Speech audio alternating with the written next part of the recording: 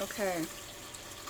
I don't know if you can hear the background, but I'm redoing this Nemesis reading because the audio was so terrible on my first, which was actually my second try. So the video I uploaded has terrible audio. I tried listening to it. I was just so annoyed. And it's too bad because there was some good information in there, but it was pretty direct and maybe hard to hear. So I'm actually going to try this reading again. I'm going to do this reading again and maybe add some things, take a different approach. So there are new picks. If you watched that other reading and got something out of it, you still might get something out of this one. I had the fan going in that other recording, so I know that was a problem.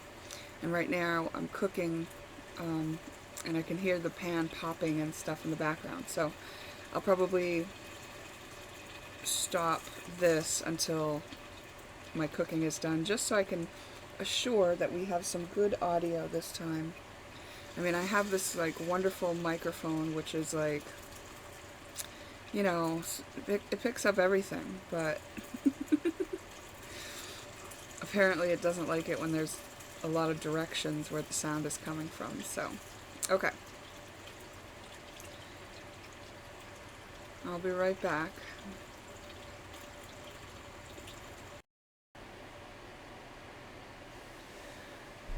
Okay, so I'm going to pull you closer so you're going to hear some sound. But so here's what I'm feeling about Nemesis. First of all, Nemesis is an asteroid. And if you do astrology, if you use astro.com, for instance, you can put asteroid numbers in your chart. And you can see where Nemesis places in your chart. If it's something you'd like me to do, if I'm doing an astrology reading for you, you can actually mention it, and I will do so. This is asteroid number 128. And I just realized that 128 reduces down to an 11 in numerology. And I also did a reading yesterday about harmonics. And I mentioned that the 11th harmonic was the chart where we could find tips on how to be in our harmony. And I thought it was interesting that this also references an 11. 11 is a visionary number. If you do numerology, then you'll know that. If not, then you'll want to look into it if it interests you. But I can see how Nemesis is sort of this way of looking at harmony from the perspective of disharmony, right?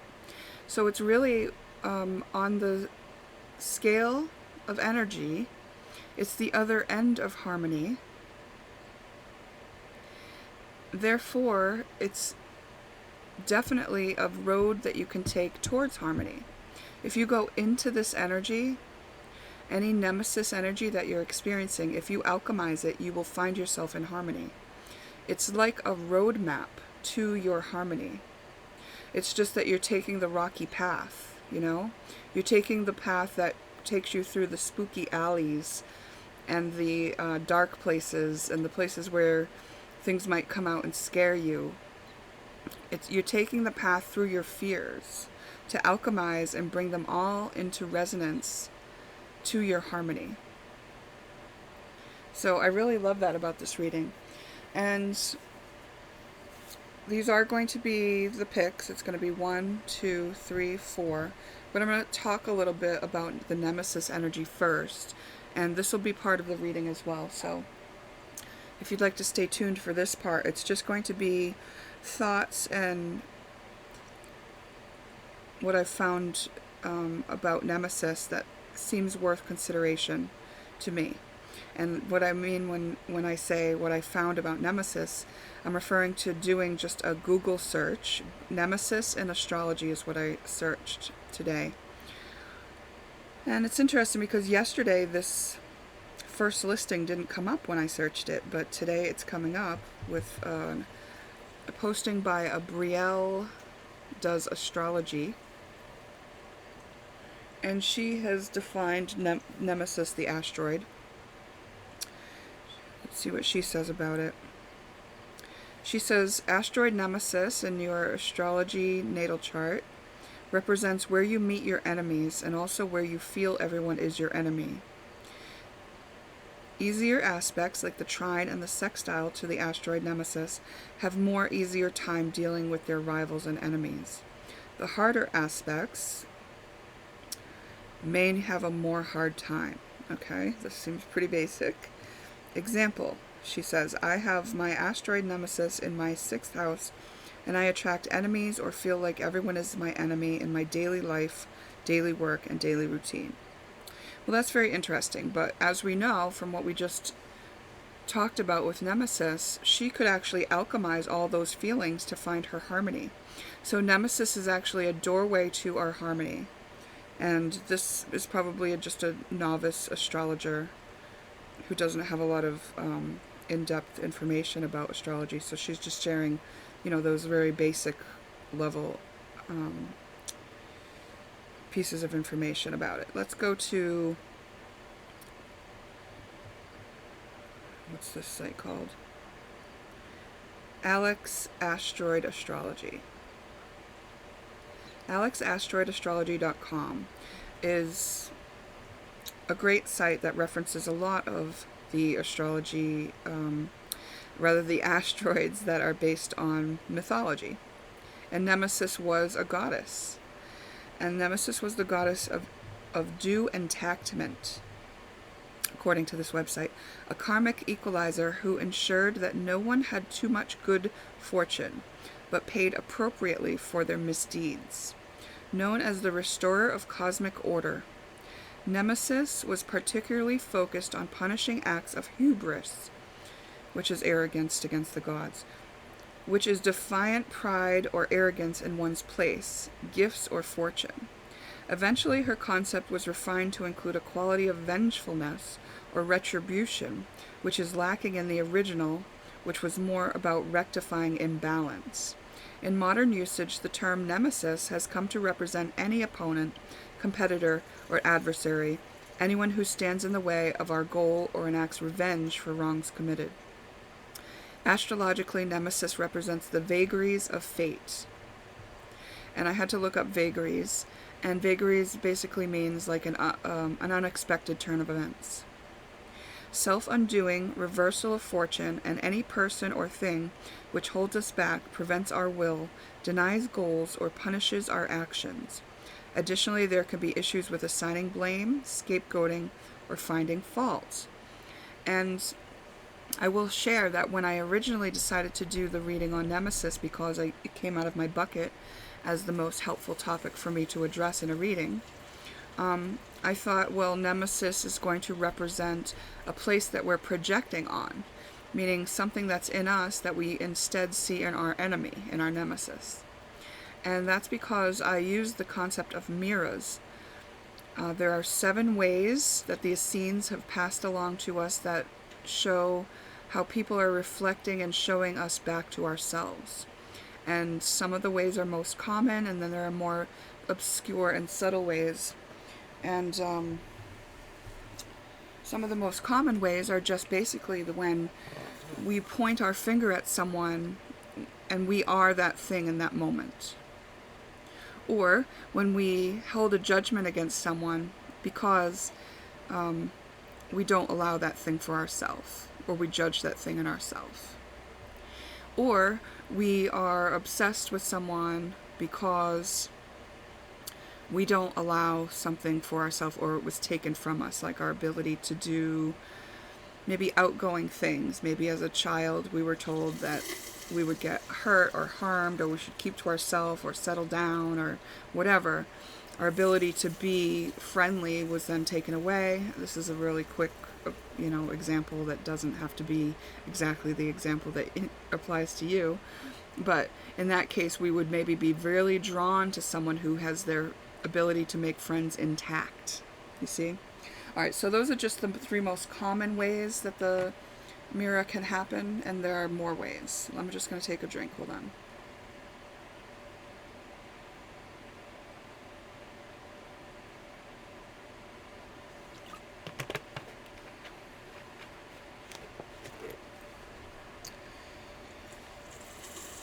Okay, so Then I looked at one of the forums, the lindagoodman.com forum, which is a great astrology forum that was helpful to me in the beginning where I was learning a lot, and sometimes I'll still use it because a lot of great astrologers have contributed their knowledge to the forum, and it's accessible freely. So someone made a post about Nemesis in her chart, saying that she had some synastry, which means like people in her lives, charts, and how they compared to her charts. She had some synastry conjunctions where the asteroid Nemesis was being activated by people. Usually if we have a energy being activated by somebody, that energy plays out. But she didn't see that Nemesis was playing out in those relationships with people such as her best friend or her grandmother. And so she was asking about what Nemesis really is. And not a lot of people responded, but there was this one post that I really enjoyed by Alicia. And she gathered some information. She did quote her sources when she was sharing this information, so I'm just going to read those. The background. Who was she? In reality, Nemesis was not a goddess of doom. It was the human disappointment in receiving what was due that twisted her story into being one of negativity. Nemesis was known to punish excessive pride, evil deeds, undeserved happiness and gain, and lack in moderation. So what I want to say about this is that actually excessive pride punishes itself. Evil deeds punish themselves. Undeserved happiness punishes itself. Excessive pride is always punished by the consequences of it. And the same with evil deeds. And undeserved happiness would be you would ruin and sabotage your own happiness because you didn't feel worthy of it. So it ends up, balancing the scales. But that balancing of the scales, I believe, is what we would call Nemesis. That's what Nemesis is. A lot of these gods and goddesses are really just like the personification of an energy.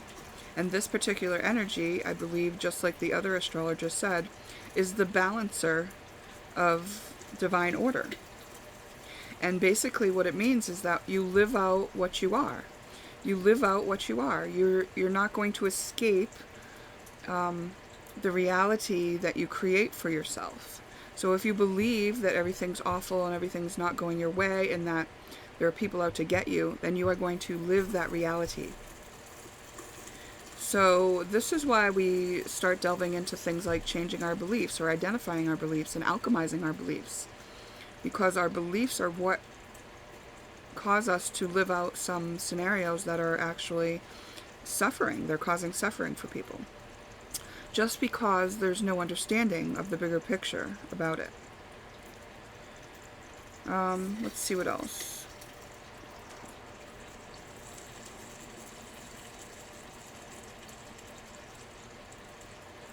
She says, how do we deal with this energy? She's quoting a source.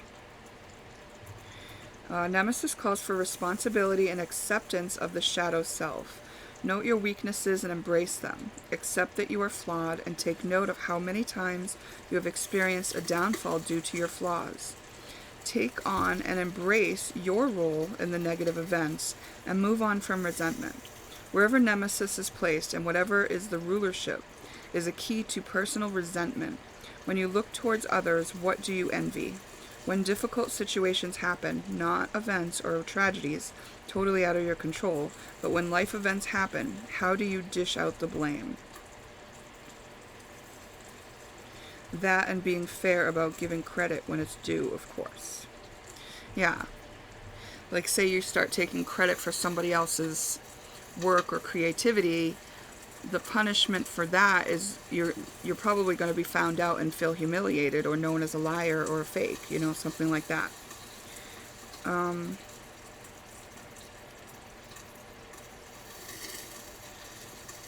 going to put you on pause again and I'll be right back. Okay, I got some coffee, some iced coffee. Actually, it's decaf coffee. And I had this moment of panic last night when I thought to look up, how does coffee get decaffeinated? And the answer said, by using chemicals. I was like, oh my gosh.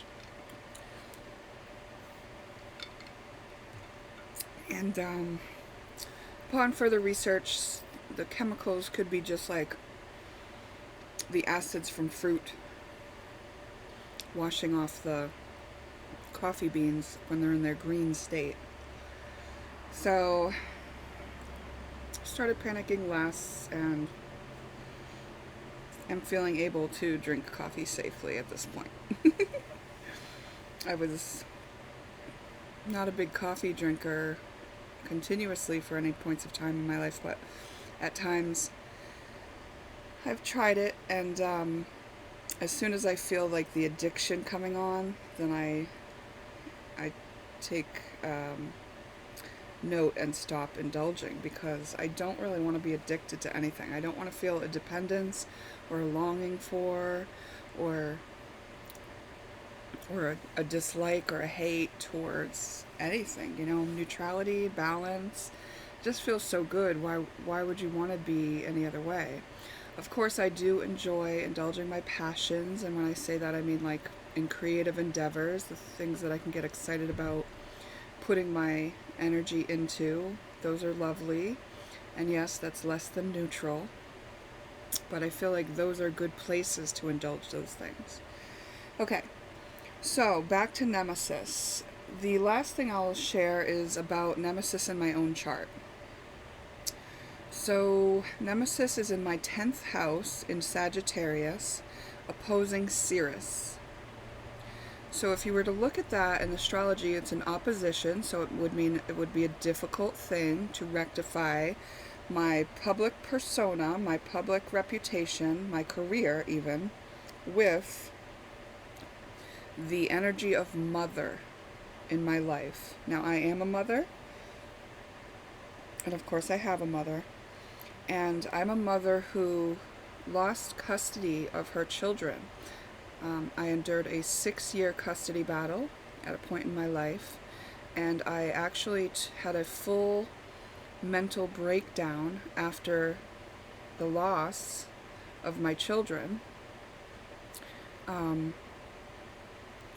to their father, who I had asked to help me and who took vengeance on me because of that. We had split up.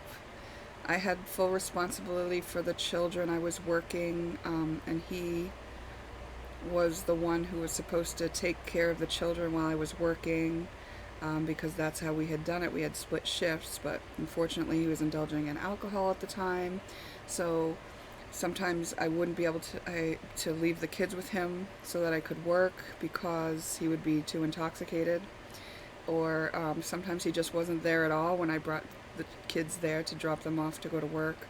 I was in a position of authority at my job where I had to train all the new employees.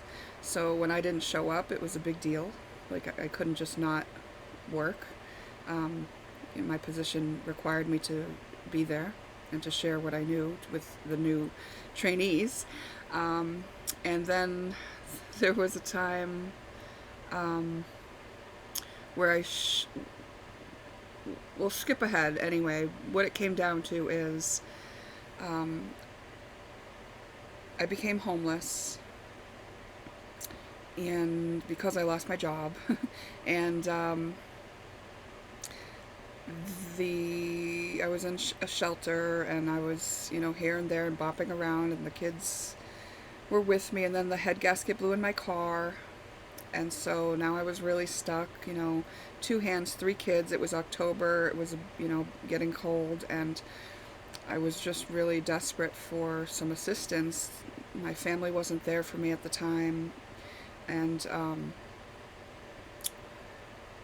I had to ask the father to help me, but he had gotten sober in that period of time, about 6 months, where I was struggling in all these ways. He had moved in with the girl that he was cheating on me with and become sober. And because he was sober, I felt like I could ask him to help me by taking care of the children since he had a home and I didn't. And um, he got mad. Basically, he was picking them up for visitation from the shelter every other weekend. And on one weekend, I actually called him and I said, "Don't bring them back to the shelter because I need you to help. You're the only other person responsible for them in this life. And, I need to get on my feet." And so I went to court the next day to stop his child support from being taken from his paycheck and all that, and went through the process. And the court date was set for 1 month, and that 1 month was not enough time for me to get on my feet. And the judge gave the children to him, and he had vowed that he would do everything in his power to keep those kids from me. And this was his anger speaking. He was really upset about what I had done. But I felt really desperate at the time. I didn't know what else to do, and I really did feel like I needed his help. And I did think that he was qualified enough to help in that way. However, I soon learned that it wasn't good, and it wasn't good for my kids. And a while into the process, he actually ended up really severely abusing the children. And so I was fighting for custody for about 6 years, which was a very difficult process. And at the same time, all of these past traumas were kind of surfacing, and I was becoming overwhelmed with life in general. So I really had a difficult time during that period of my life. And being mother was like my purpose for being alive, in my eyes.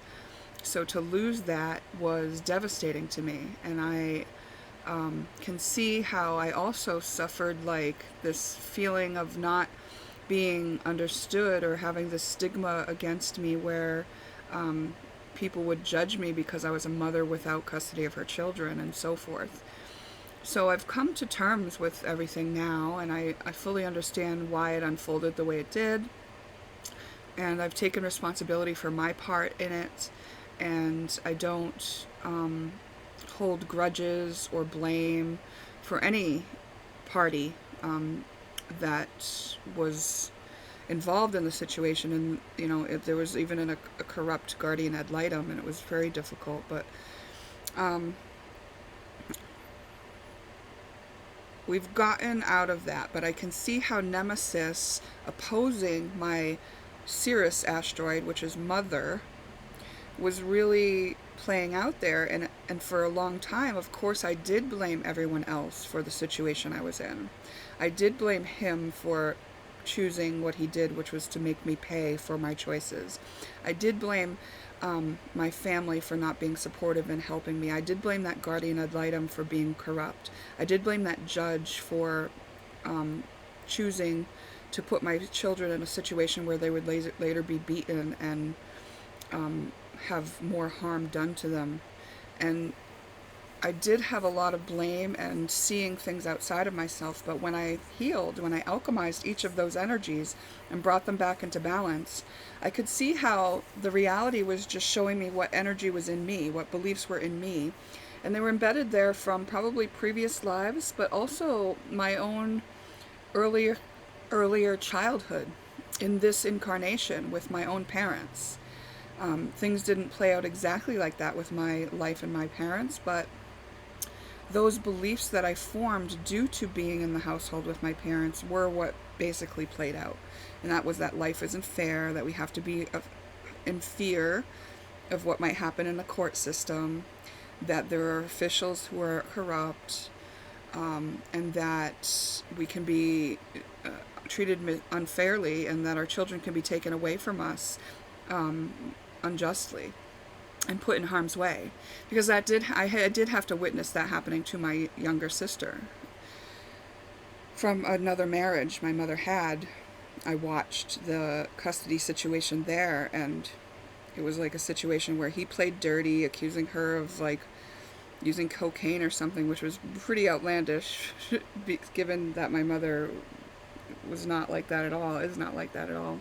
And the children were taken from her while the custody battle ensued, and it was just so, at a time in my life when I was pretty impressionable and had already been burdened with a lot of traumas that I still needed to understand in order to alchemize and get free from.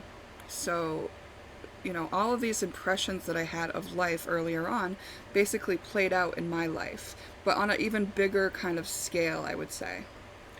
So I can see how Nemesis was the doorway to my peace, because this being so painful, it forced me, basically I had a mental breakdown and I stopped leaving my house and was agoraphobic for 7 years. And that forced me to get still with myself. And in that stillness is where I started to get answers, and I started to find my ability to alchemize energy and to move myself from Nemesis to harmony.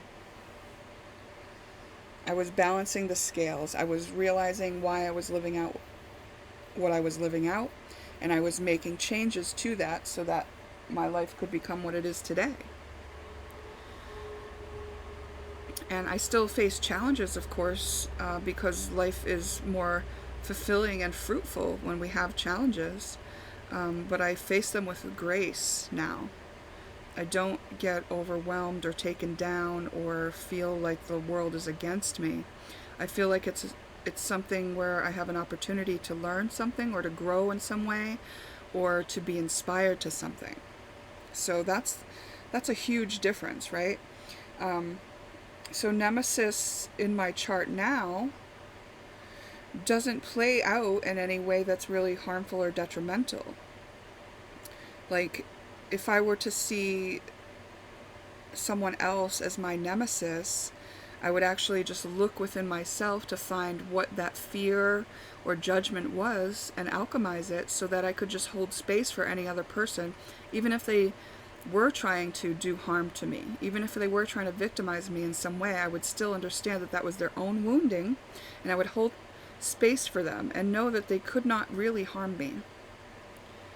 I don't allow that into my energetic field. I don't give someone that much power over me.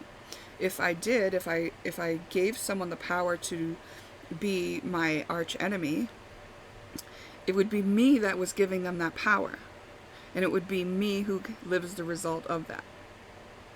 Okay, so sharing that, I think, was for the purpose of just showing what a difference you can make with working with this energy.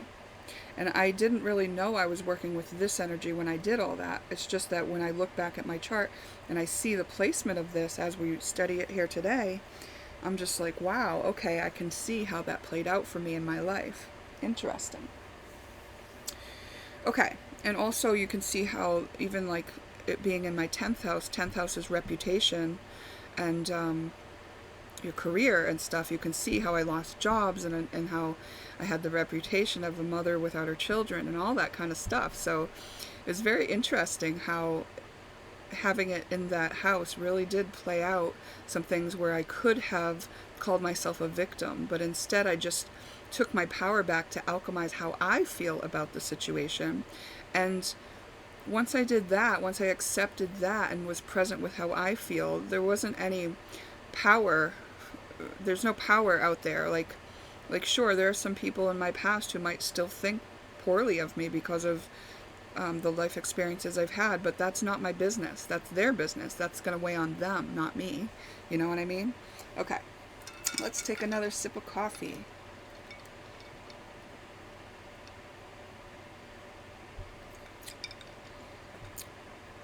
So, whatever the Nemesis energy is for you at this time, and it could be different things at different times in your life, but it's going to be a place where you're being checked by the universe. And when I say checked by the universe, what I mean is like the universe has, one of your shadows is playing out and it's affecting you, and we're going to look at what that is for you. Like, what is the opportunity for you to alchemize now, basically? So let's see. I'm going to use my 8th house deck, which is one of my homemade decks, and covers the 8th house, which is the things we don't talk about, shame, it says no shame brought, but I can't read what I wrote. Something about bringing things to the light. Anyway, yeah. Of course, that's what I did, right? I took the shame out of any of the experiences that I had by allowing myself to feel it and realize it wasn't even real. It was just a fearful energy trying to have its day in the light, which is what Nemesis is. Isn't that nice? Aww. Born child innocence. That's right. We were born innocent. We're just having an experience here. There's nothing that we can do that isn't forgivable. And I do mean nothing.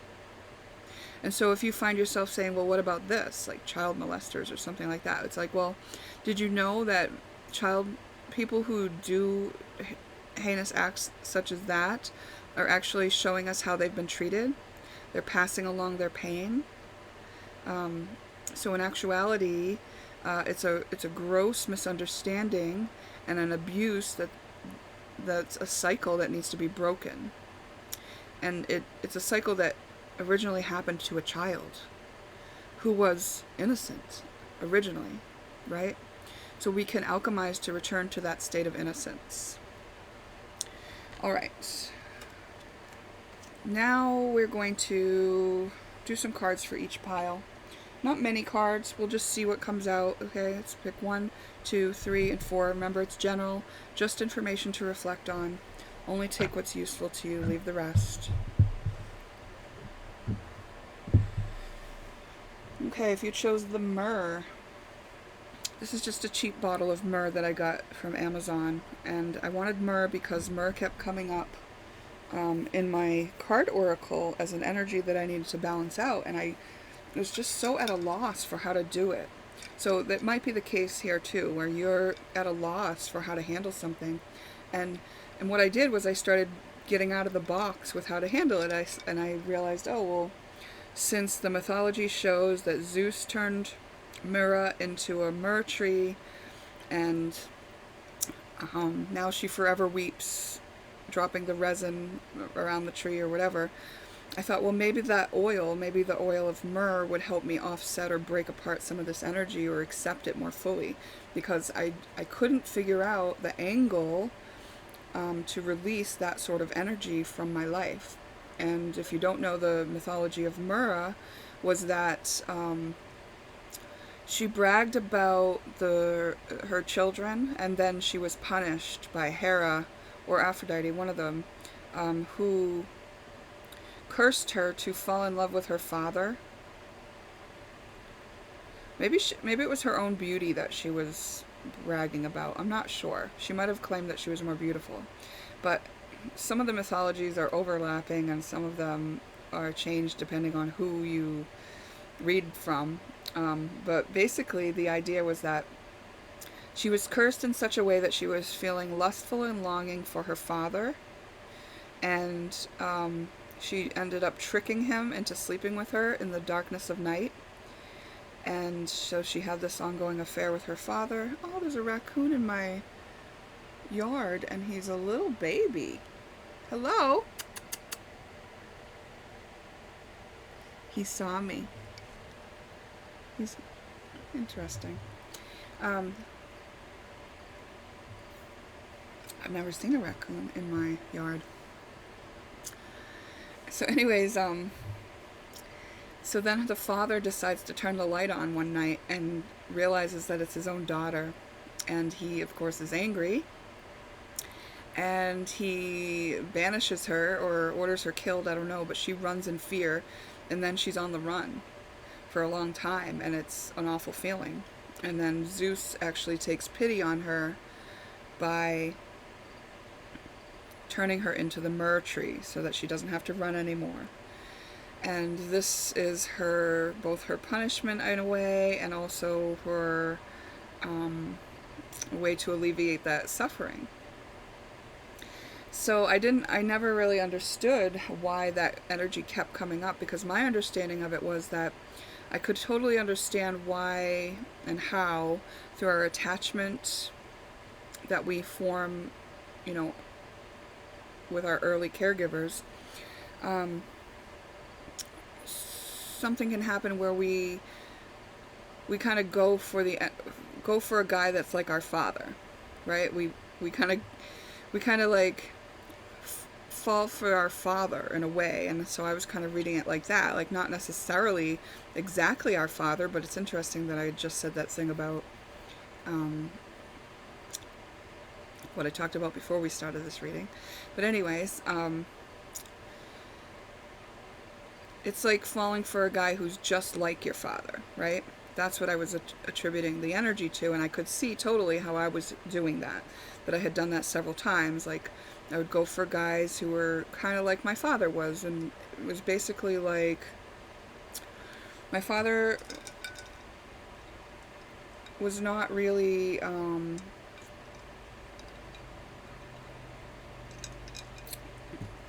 not really nice. Yeah, I'll just leave it at that. I think he was sometimes to some people, he wasn't like overtly terrible all the time or anything like that, but there were patterns of abuse in his own childhood that he then played out later in life, and was probably in a lot of pain. He ended up committing suicide and so forth. So I think that he was using drugs to avoid his pain a lot of the time, even if it was just marijuana sometimes. And so the men that I have found myself attracted to were also using marijuana to avoid uncomfortable feelings and so on and so forth. And so I just kind of like used the energy that way, but it never really solved it. Understanding it to that degree never solved it for me. So I started using this myrrh, and at first it has a really woody scent, which I don't love, but then as it wears off a little, it smells kind of really nice. And I've just been using it for like 3 or 4 days. So that's what that is. Maybe that's relevant to your situation, maybe it's not. Let's see what these cards have to say about your Nemesis situation. Where is the universe trying to check you?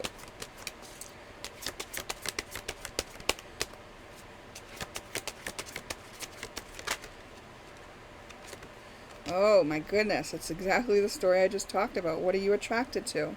We've got magnets and attraction.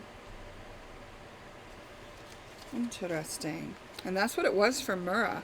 She was just so pulled to this energy. She couldn't even stand herself. It was like such lust that she needed to devise this plan to seduce her own father.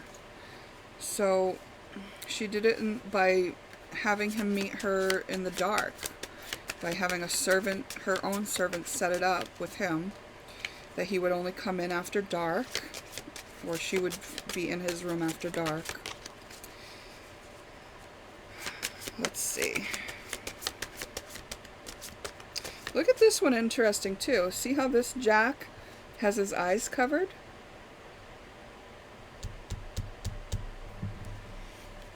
It's like you're attracted to something and you don't even know why exactly, right? You can't even see clearly past the feelings. And if this doesn't have to be a person, right? You could apply this to anything that you're strongly pulled towards and attracted to. Let's see. Structure and patriarchy. Yes, okay.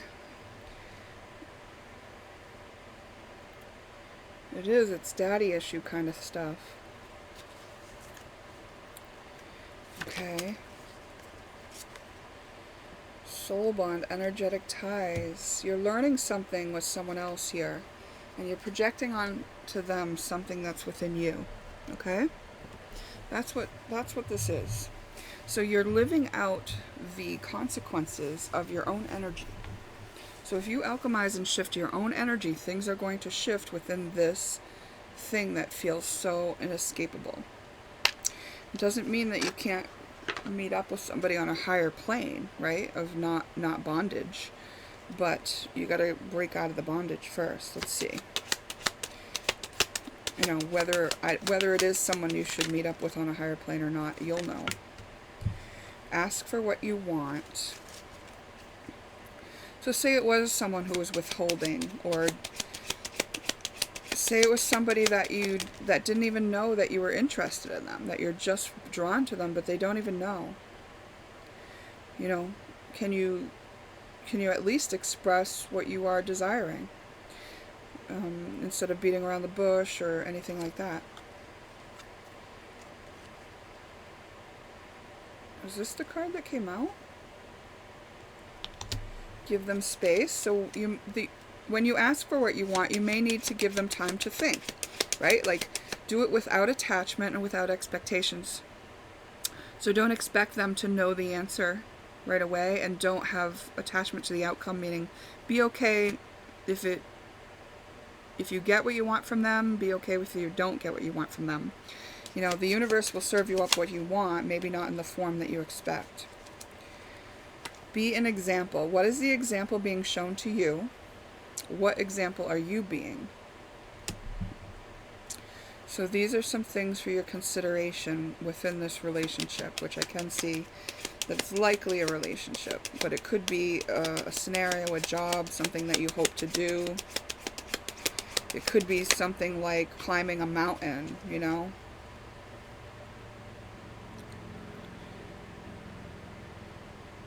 It could be like a job that usually only men do, or something like a mechanic or whatever.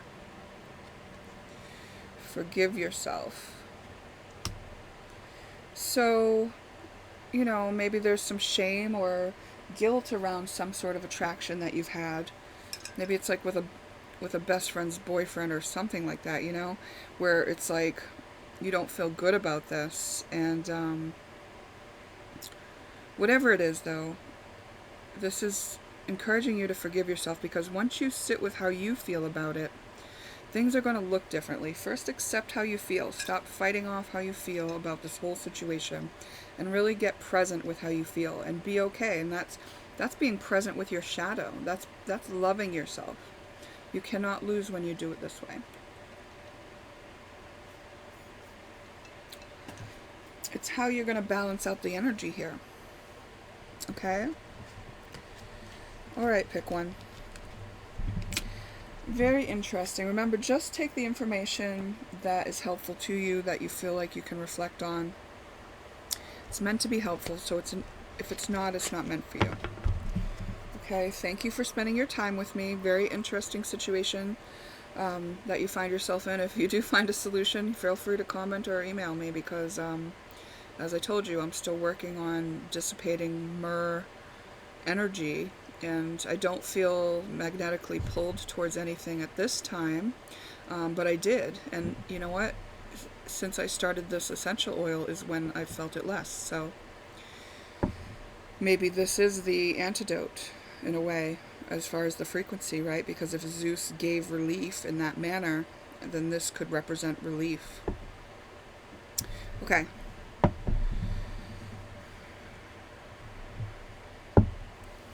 Pick two. All right, pick two. Most of the reading took place in the intro, so hopefully you stuck around for that. Let's see, what is the universe checking you with right now?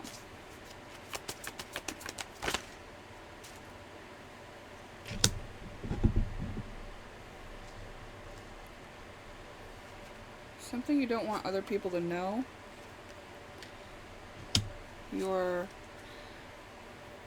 You're dabbling in the occult. Okay, so listen. If you're dabbling in the occult, like some people would call what I'm doing right now dabbling in the occult, but I can tell you that without a doubt, I'm doing this in the light. Like, I am doing this with my intention not to be overpowering anyone, to honor somebody's sovereignty, to only offer a reflection, to keep myself out of it, to pull my energy back completely, and not impose my will upon anybody else. Yes, I'm offering strong opinions at times, but I'm also offering the disclaimer that says it's up to you to use your own intuition to decide what's useful to you, because I'm always giving the power back to the person who's participating in this. If you've read the description under all my videos, it talks about how I'm not trying to create a codependency between people and picker reflections or picker cards, right? Because I just can see how that is not helpful for anyone. So if we're using the magic for darker reasons, if we are trying to impose our will, if we are trying to inflict pain or difficulty or challenge or sway somebody else or mess with somebody's free will, if we're doing any of that stuff, then we will suffer the consequences of that. Everything that we do will be done to us. Everything that we do is in our energy. The universe is checking you on this. So I'm not saying that you're doing that. I'm asking you to ask yourself, what are your intentions? Are you working in the light? Are you just doing this for a certain reason? What is it? Have you asked yourself, what if? And then again, what if? What are the possibilities, right? Okay, let's see what else. Yeah. And this card came out right before I started the readings, which is interesting because it's saying, like, you're not a villain, okay? Even if you've been playing one. If you've been behind the scenes and playing a villain and trying to influence and mess with people and see what your power can do, maybe you found out that your power can do some stuff. Wonderful. Rein it back in, because you're not a villain just because you've done that. You don't have to, like, give it all up and say, well, I'm on the dark side now. You don't know. You can come back. You can alchemize yourself back into your innocence again at any time. Like, you're not a lost cause. This is something where you're invited to bring yourself back into balance and back to your innocence, because at no point are you deemed a lost cause. No matter what you've done, no matter what you've dabbled in, there's nothing you could do that could take away your ability to be innocent again. Okay?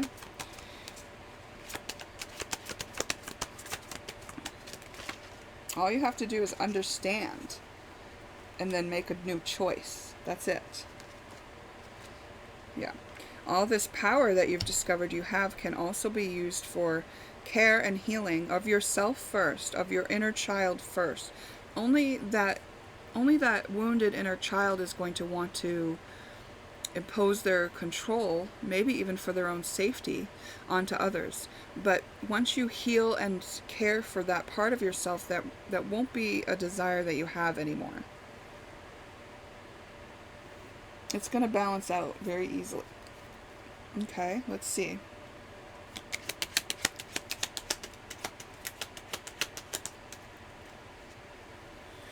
You are a sovereign being, fully capable and responsible for yourself. That's right.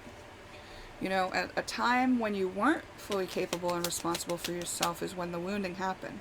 But now you are. So now it is your responsibility to sort of reparent and collect those hurt parts of yourself that may be acting out. Ask for clarity of intentions, and this would be of yourself. Remember we said that? And you could also ask someone else if there is anyone else involved in this. You know, maybe you're trying to figure out or bind someone based on what you think their intentions are, and maybe you're wrong. What insecurity, doubt, or fear has been brought to your attention through this experience? Acknowledge, validate, accept, and love it. So what if you were doing this because you wanted to be more important, or you wanted to win, or you wanted to prove yourself to someone, or you wanted to be noticed by someone, you wanted to have an experience with someone? What insecurity, doubt, or fear does that show you about yourself? It might show you that you didn't trust the universe to line you up with someone that was aligned with your brighter side, or you maybe we're indulging in one of the lower density things like greed or lust. You know, you're letting those things drive you. Why would those things drive you? Maybe hierarchy and reputation was something that was really important to you. Maybe you felt only important if other people's noticed you, or if you had a certain partner,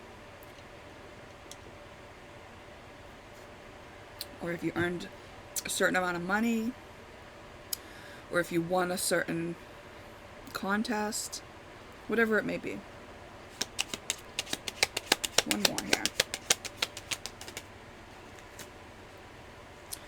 Aw, you deserve your own kindness. Yeah. In case you had any questions, in case you were going to think about continuing to punish yourself with these behaviors of thinking lesser of yourself, this is just a reminder that you do deserve your own kindness. No one else is going to do it for you, right? No one else is going to come along and say, besides me probably, and say like, oh, you did all those things that were kind of imbalanced and mean towards that person. It's all right. You know, no, you have to do it for yourself, because it is all right. You know what you're motivated by, and you know what you can alchemize that to, if the power is within you. Okay. Alright, pick 2. Remember, it's just information to reflect on. Only take what is useful to you, leave the rest. And we're going to move on. So return this crystal to the shelf. Pick number 3. Alrighty, pick number 3. What does the universe want to check you on right now?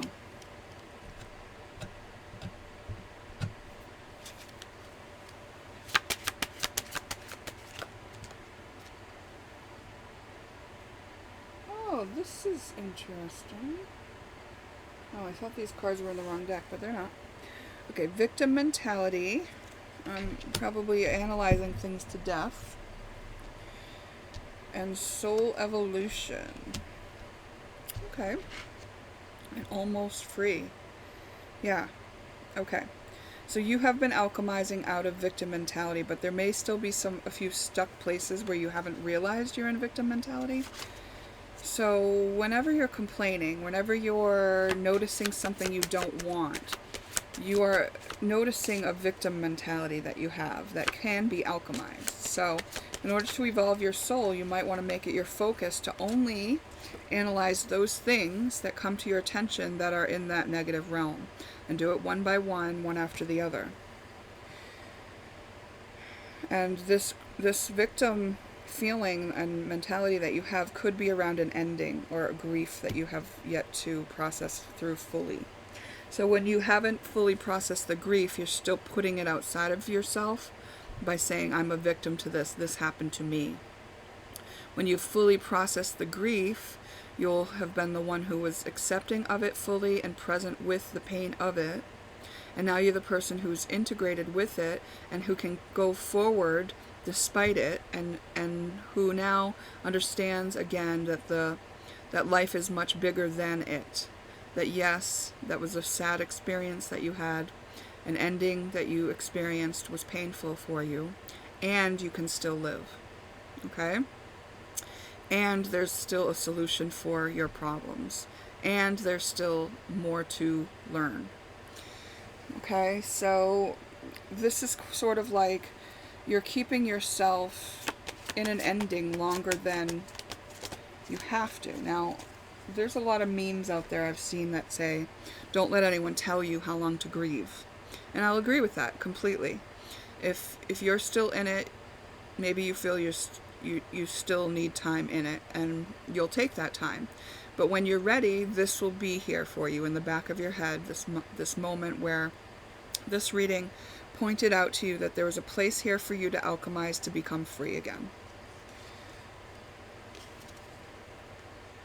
Maybe you feel like there's a certain amount of time that you do need to be in this grief that would be appropriate by the standards of those around you. And in that case, I want to say, like, no, it's totally up to you. You could grieve for one day and go through all the stages of grief and move on.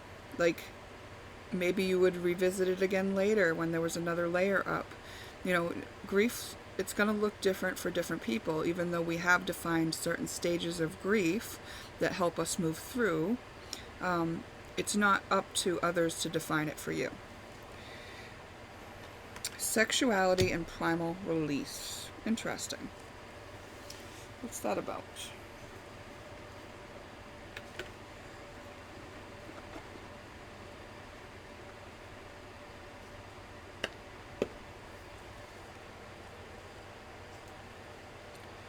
Maybe this loss is of someone that you still feel connected to.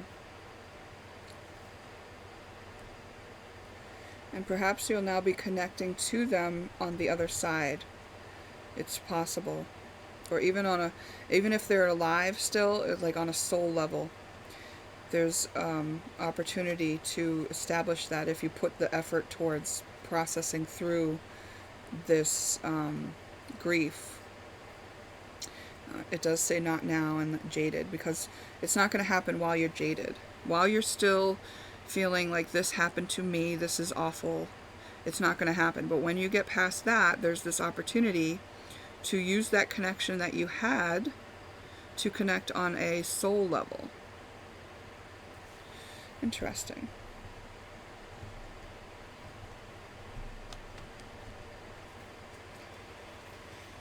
Let's see if we can get a couple of these to...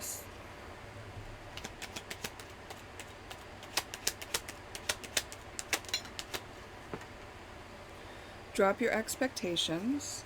Like, if you're thinking it should have been different, that something went wrong, that's what's keeping you in pain. First of all, accept that what is. You cannot change it. Fill up your own cup. Give yourself what you need or want. You know, maybe you're missing something now that this ending has happened. What is it? Is it comfort? Is it love? Is it security? Give yourself those things. Give only from your overflow. So withdraw into yourself and only make sure that you have everything you need before you feel obligated to fulfill others' needs. Give them space. You know, maybe you're trying to call the spirit back or something like that, and maybe it's going to take some time. Maybe you can't do it while you're still jaded because they're just not on that energetic frequency. You know, different souls are going to agree to meet you in different places.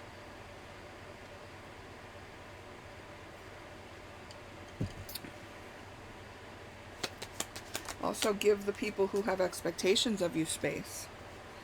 You know? And this is unconditional love, meaning no conditions on the love you give.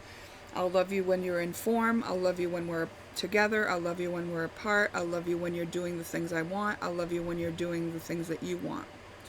That kind of stuff. And also unconditional love for yourself. You love you even though you feel victimized, even though you feel jaded. Those parts of you need your love too. Unconditional love, holding space for the people who have expectations of what you should be doing with your time and your grief process. Give them space and know that they'll work through what they need to work through when they're meant to, just like you. Okay? Alright, pick 3. My condolences for your loss. I know that not all of you would have been a death, but some of you, that is the case, I sense. Okay. We are going to end your reading there. It's just information to reflect on, so only take what's helpful to you and leave the rest.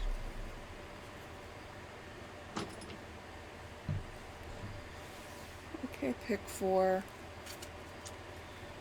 What is the universe checking you on?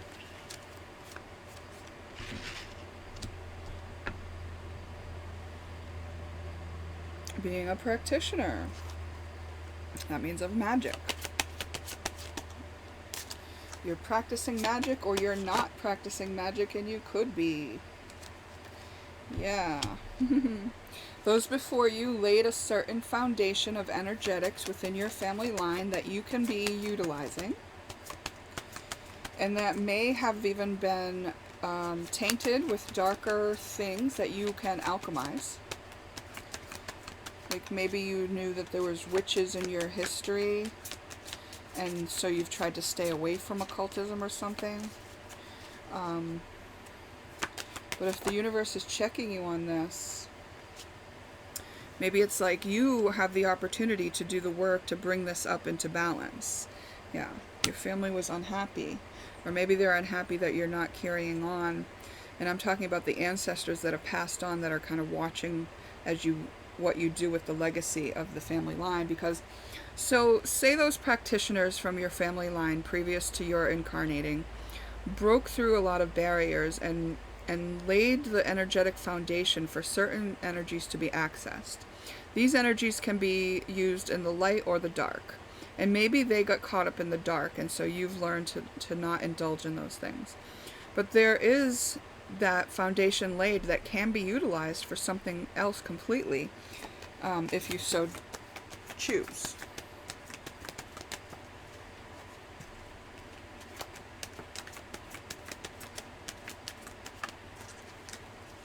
I'm just going to get some more cards here.